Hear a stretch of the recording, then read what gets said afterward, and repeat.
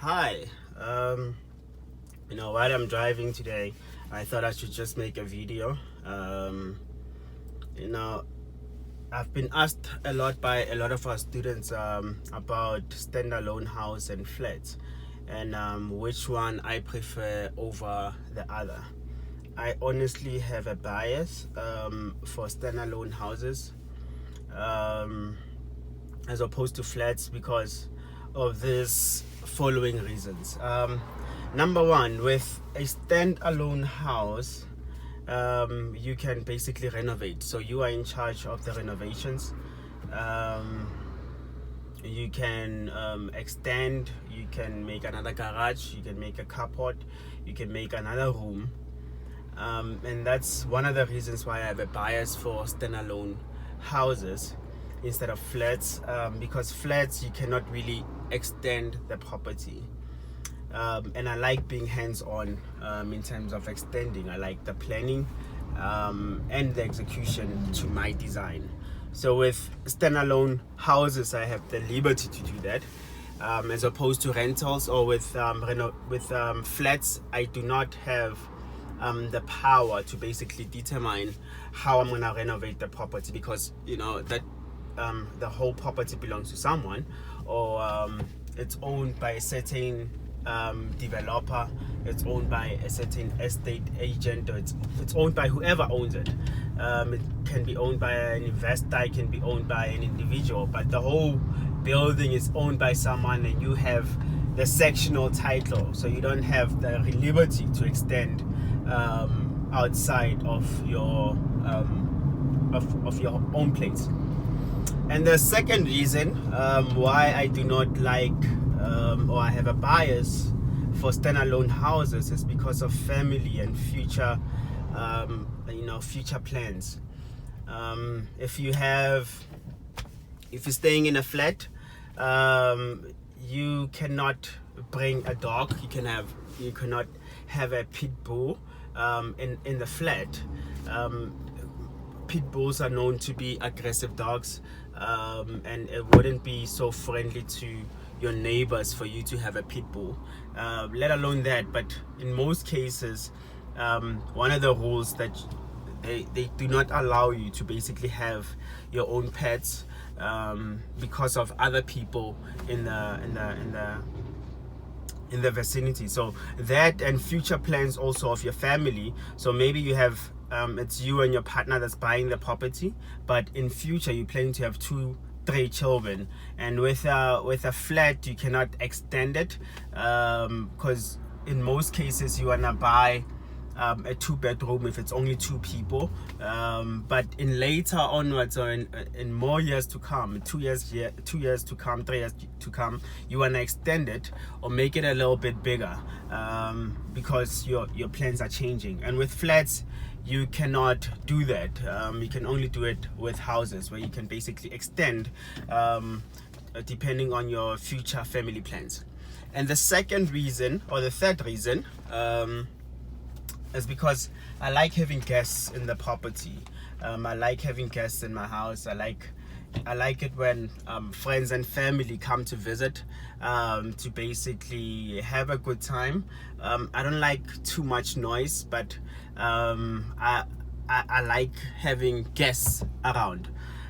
So if you have a flat, you're not gonna be so popular with guests coming each and every 2 weeks or 3 weeks, and there's a lot of people, and you're not gonna be so familiar of good in terms of the people around you and the security, and there's probably rules how many people you can bring, or how many guests you can have, or how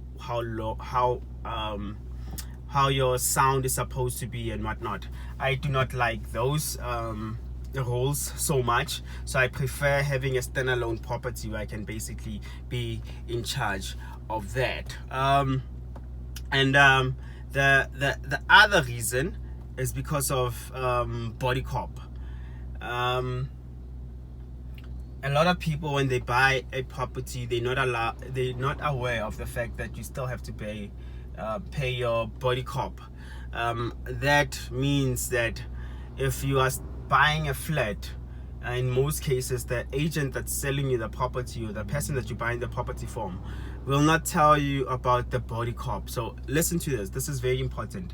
If you're buying a property that is a flat, make sure that you know how much you're gonna pay for body corp, because a lot of people buy these flats and they're not aware of this body corp. What does that cover? It covers the security that basically charges or looks after the property. So those charges, you have to pay for that. Or the people that are tenants or that have bought the property or that have bought the flats have to pay for body corp. They have to pay for the security, they have to pay for the maintenance, they have to pay for the flowers, they have to pay for the cleaners, they have to pay for the electricity for the gate, and so there's other things that you have to pay for that's outside of the room that you're staying in. The total how the total building actually looks, the whole building, how it looks, the renovations that they want to plan for the whole building. So every month you might have to take out extra money to cover for those expenses. So that's what the body corp actually requires you to pay for, and I do not like not being in charge of that. So I want to be able to renovate when I want.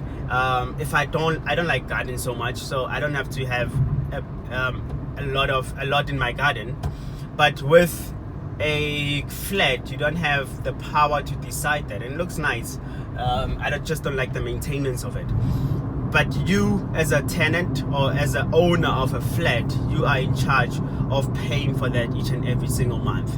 So those are my biases, or those are the reasons why I do not prefer flats over standalone property.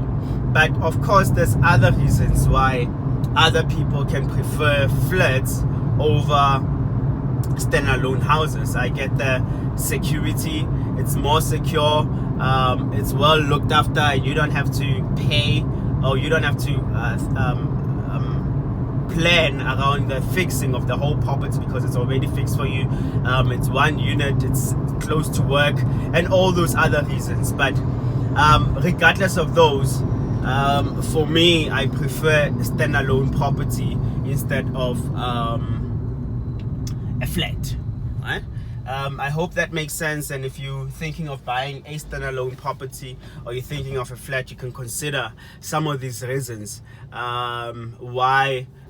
Because maybe you don't like a standalone house, but I've given you some of the reasons why other people prefer standalone houses. So if those stand for you, then you can have your standalone property, regardless, but you'll be more informed when you make the decision. So yeah, I hope this video was good, and I hope you enjoyed it. If you like it, please click on the like button, share it, and tag someone that needs a message like this. But otherwise, I'll see you on the next video. Cheers.